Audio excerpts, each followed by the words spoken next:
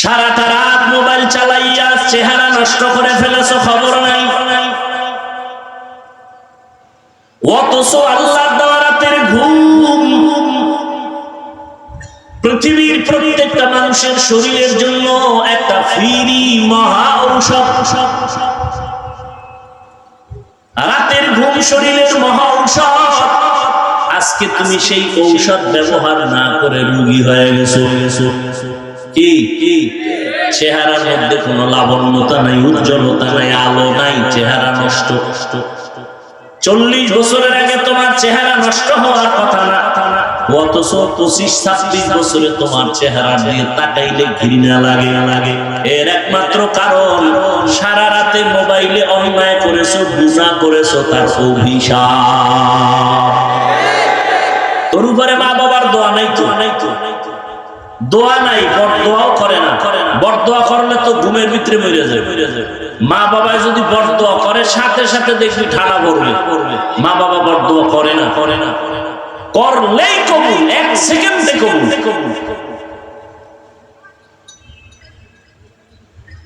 আরে মেয়া বক্তা হইয়াও তো চেষ্টা করি মা বাবার খেদমত করার, মুরব্বীদের জুতা টানা। আর তোমার 26 বছর বয়স, তুমি বাসায় গিয়া প্যান্ট শার্ট ধুইয়া রাখো, তোমার আম্মা চাকরানি ধুইয়া রাখবে। খানার প্লেটটা ফেলে রাখো, মা ধুইয়া রাখবে। মা তোর চাকরানি। অথচ উচিত ছিল তুমিও নিজের কাপড় নিজে ধুইবা, মায়েরটাও ধুইয়া দিবা। নিজের মশারিটা নিজে টানাইবা, আম্মা জানের মশারিটাও টানায় দিবা। হাত উঠাইয়া দোয়া লাগতো না, মায়ের কলিজাটা ঠান্ডা হয়ে যাইত। মা অন্তর দিয়া বলতেন, হে মালিক, আমারে যে কলিজার সন্তান ঠান্ডা করলো, শান্ত করলো, ওরেও তুমি সান্ত্বনার জিন্দেগি দাও, জীবনে কষ্টের আর দেখা লাগতো না। আমি যা করবো, যা বলবো সব হবে আল্লাহর সন্তুষ্টির জন্য।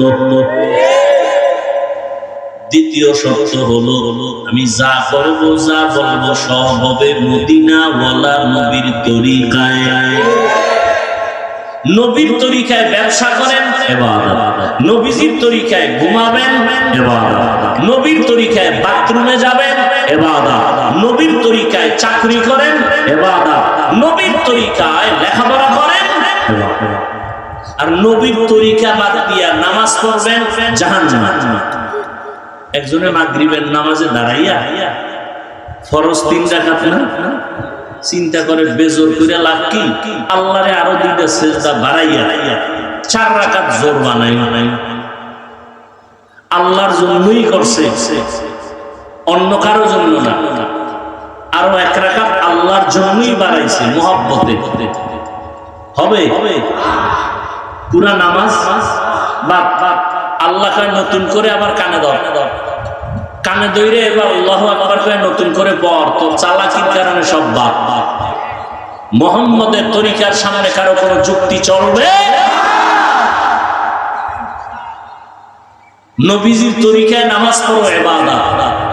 নবীর তরিকায় নামাজ পড়বা না, তাও সূর্য ডুবে উঠে ওই সময় নামাজ পড়া ইবাদত না পড়া?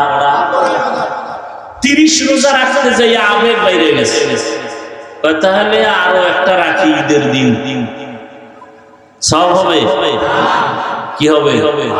কেন কেন কেন কেন কেন নবীজির তরিকায় নেই। हमसिराते मुस्तफा दर तमामी हाले ओ कुन इत्तेबाए सुन्नते खैरुल बशर गिरे लाज़िम ताबया बी ऐ बेसार मन अहब्बा सुन्नती कौले रसूल मजदे का नामाई हम कुन कबूल। নামাজ পড়েন নবীর তরিকায়, ইবাদত। খানা খাবেন নবীর তরিকায়, ইবাদত। নবীর তরিকায় বাথরুমে যাবেন, ইবাদত। নবীর তরিকায় বাথরুম থেকে বের হবেন, তাও ইবাদত। নবীর তরিকায় সন্তান লালন পালন করবেন ইবাদত। একটা সন্তান স্কুলে বড়, নবীর তরিকায় যদি বড় তো ইবাদত। বলে নবীর তরিকায় ইংরেজি আবার পড়ে কেমনে? নবীর যুগে তো ইংরেজি ছিল না, অঙ্ক ছিল না, বাংলা ছিল না, ভূগোল ছিল না। তুমি শিক্ষার উদ্দেশ্য টার্গেট ঠিক করো, আমি আল্লাহর মহব্বতে লেখাপড়া করে ডাক্তার হব, ডাক্তার হইয়া নবীর তরিকায় চলবো, উম্মতের চিকিৎসা দিব, সেবা দিব। আমার ডাক্তারিও চলবে, আল্লাহর ইবাদতও চলবে, নামাজ বন্ধ হবে না। আমার রোগীদের আমি ঔষধ দিয়া বলবো নামাজ ছাড়া যাবে না, রোজা ছাড়া যাবে না। তাহলে আমিও আল্লাহর দিকে আগাবো, বান্দা আমার উসিলায় নবীর তরিকার দিকে আগাবে। এইভাবে একজন ডাক্তার ডাক্তারি হইরাও জান্নাত পেয়ে যাবে। কি ডাক্তারের জাহান্নামী বলা যাবে? ওই যে এক ডাক্তার সাহেব এখানে 50,000 না 1 লাখ টাকা দান করছে, হ্যাঁ 1 লাখ দিছে। দিনের মহব্বত কতটা? 5 ওয়াক্ত নামাজ পড়েন, ডাক্তার নাই। র্যাব আর্মি পুলিশ বিডিআর 5 বেলার নামাজ পড়ে 1 টাকাও হারাম খায় না, এরকম কেউ নাই। সত্য কথা স্বীকার করেন, মানেন আর না মানেন। কোটি টাকার মালিক ব্যবসা করে হালাল ভাবে, 1 টাকাও হারাম খায় না, কাস্টমারকে ধোঁকা দেয় না, নাই। ওনার দোকানের ভিজিটিং কার্ডে লেখা আছে বিক্রি করা মাল ফেরত নেওয়া হয়। আর যারা ধোঁকাবাজ এরা লিখে দিছে বিক্রিত মাল ফেরত নেওয়া হয় না, এরা ধোঁকাবাজ। আর নবীর তরিকায় যারা ব্যবসা করে এরা লিখে দিছে বিক্রি করা মাল ফেরত নেওয়া। দেখেন ওর কাস্টমার কম। 5 ওয়াক্ত নামাজে লেখা আছে নামাজের বিরতি, সাময়িক দোকান বন্ধ। নামাজ পড়ে আসছে সারাদিন 12টায়, হিসাব মিলায় রাতে দেখে বেনামাজিক থেকে তার টাকা কম হলো, বরকত বেশি। বরকত বুঝেন কি? একজনে 3 প্লেট খাইয়ে খায়, আর 1 প্লেট দে। আর এক আল্লাহর বান্দা 1 প্লেট দিয়ে 3 জনের পেটে দিয়ে খায়, আর পারি না। এর নাম বরকত, এর নাম বরতাওয়াক্কুল। মিগুনি হার সুবহ শান, میرساند رزق تو از لامقام، جز بحق چیز مخاز انس و جا، فضل او عام است در جملہ جہاں। নবীর তরিকায় খানা খাবেন ইবাদত, নবীজির তরিকায় ঘুমাবেন ইবাদত। রহমতের নবী বলেন, কেউ যদি এশার নামাজ পড়ে ঘুমাও, ঘুম থেকে উঠে যদি আবার ফজরের নামাজ আদায় করো, নবীজি বলেন ঘুমাইয়া যেই সময়টা কাটাইলা ওই সময়টাও নেকের পাল্লায় ওজন হয়ে যাবে। আমরা কি নবীর তরিকায় ঘুমাই? কি এই মোবাইলের গোলামেরা, আমরা মোনাজাত ধরি বইয়া, আর তোমরা মোনাজাত ধরো হইয়া মাঝখানে মোবাইল। সারা রাত মোবাইলে কবিরা গুনাহ, কবিরা গুনাহ, কবিরা গুনাহ। কানের মধ্যে গানের তার লাগানো। ও যুবক, আজরাইলের আল্লাহ যদি পাঠায় দেয়, আয়েশা যদি দেখে কানে গানের তার লাগানো, বেঈমানের বাচ্চাকে বুঝাইলো তওবা করতে, তুমি বুঝো না কেন?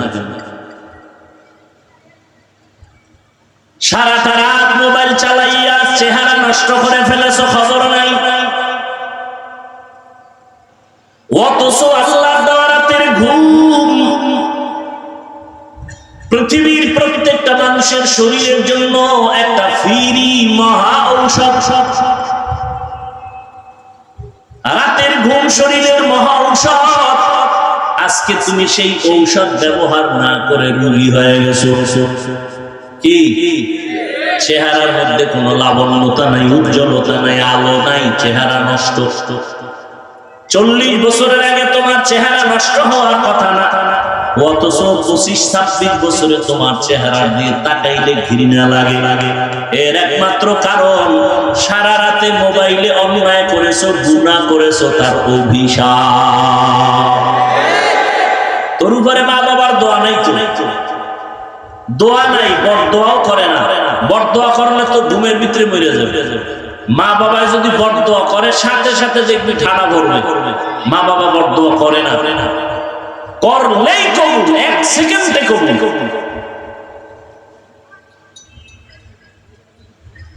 আরে মেয়া বক্তা হইয়াও তো চেষ্টা করি মা বাবার খেদমত করার, মুরব্বীদের জুতা টানা। আর তোমার 26 বছর বয়স, তুমি বাসায় গিয়া প্যান্ট শার্ট খুলে রাখো, তোমার আম্মা চাকরানি ধুইয়া রাখবে।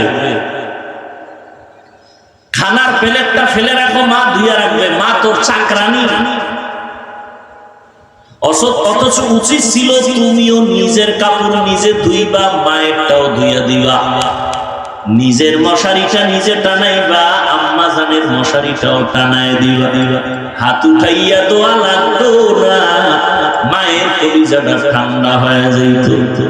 মা অন্তর দিয়া বলতেন, হে মালিক, আমারে যেই কলিজার সন্তান ঠান্ডা করলো, শান্ত করলো, ওরেও তুমি সান্ত্বনার জিন্দেগি দাও, জীবনে কষ্টের মুখ আর দেখা লাগতো না। নবীর তরিকায় ঘুমাও ইবাদত, নবীজির তরিকায় খানা খাওয়া ইবাদত। খানা খাইতে বসো, চেয়ার টেবিলে খাইবা না, এটা নবীর তরিকা না। নবীর যুগে চেয়ার ছিল, টেবিল ছিল, নবী কখনো চেয়ার টেবিলে খান নাই। কোথাও ঠেকায় গেছি আর বসার কায়দা নেই, সেটা ভিন্ন কথা, কিন্তু পারতে হইলে চেয়ার টেবিলে খাওয়া নবীর তরিকার বহির্ভূত কাজ। সমতল জমিনে খানা খাওয়া, দস্তারখান বিছাও, যেই প্লেটে খানা নিবা ওই প্লেটে হাত ধুইবা না, ভিন্ন পাত্রে হাত ধুইতে গিয়া দোনো হাতের কবজি পর্যন্ত ধুইয়া নাও। খানাটা প্লেটের ডান দিক থেকে লোকমা শুরু করো, বিসমিল্লাহ বলে খানা শুরু করো। কইরা গেলে খানা উঠায় খাও। আমার মাওলা খানা হালাল যেটা, এর মধ্যে বরকত দান করে। খানার পরে আবার দোনো হাতের কবজা পর্যন্ত ভিন্ন জায়গায় ধুইও, খানার প্লেটে ধুইও না। খানার মধ্যে যে তোমার জুতা হয়, কি কয় এটা দেখছেন নি, সহযোগিতাও করেন। খানার ভিতরে কি হয়, কাটা কাটা থাকে না, এটা কি বলেন, জুতা পানির মধ্যে ফালাইও না। খবরদার, ওই জুতা অন্য প্রাণীর খানা, বিড়ালের খানা, কুকুরের খানা, জিনের খানা, পানিতে ফেলবা না। আর যেটা খাওয়ার যোগ্য, তুমি তরকারি নিছো, রুটি নিছো, অর্ধেক খাইছো, বাকি অর্ধেক নষ্ট করিও না। তোমার আর একটা ভাই খেতে পারে, তারে দাও। যদি অযোগ্য হয়, ভিন্ন প্রাণীর খানা, ওটা ফালায় না, পানিতে ফালাইলে স্বাদ নষ্ট হয়ে যাবে। রহমতের নবী শিখাইয়া যায় না এমন কোন কাজ নাই। জুতা দুইটা কেমনে পায় পরবা, সেখানেও নবীর তরিকা। ডান পাও ডান জুতায় আগে ঢুকাও, সুন্নাত। বাম জুতায় বাম পাও ঢুকাইবা পরে, সুন্নাত। কোথাও তুমি হাঁটা শুরু করেছো, ডান পাও আগে দাও, সুন্নাত। কোন দোয়া পারো না, শুধু বিসমিল্লাহ বলো, তাতেও হবে সুন্নাত। ঘরে ঢুকছো, ডান পাও দিয়ে ঢুকো, জোরে সালাম দাও। এত জোরে সালাম দিবা, 5 তলা বিল্ডিং পর্যন্ত যেন সালামের আওয়াজ যায়। মানুষ শুনুক আর না শুনুক, অদৃশ্য দুশ্মন আছে তোমার বাড়ির মধ্যে, সালামের বরকতে পালায় যায়। কি অদৃশ্য দুশ্মন আছে না? জানালা দিয়া দুপুরের আজানের আগে ম্যাডাম তাকাইছে, ঘরে এ বিছনায় হুইয়া কয়, মাথা ঘুরায় ধরছে অদৃশ্য দুশ্মন। ঠিক নেই? বাথরুমে খালি মাথায় যাইও না, অদৃশ্য দুশ্মনের আড্ডাখানা বাথরুম। খালি পায়ে যাইও না। কয়জনের বাথরুমে জুতা আছে? কয়জনে বাথরুমে খালি মাথায় যান না?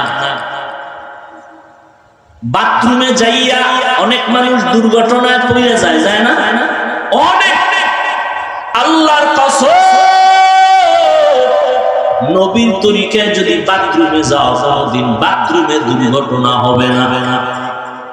প্রথম দোয়া করিয়া বাম পা দিয়া বাথরুমে ঢুকো, মাথা খালি রাখবা না, পা খালি রাখবা না, জুতা পরে যাও, টুপি বা অন্য কাপড় দিয়া যাও।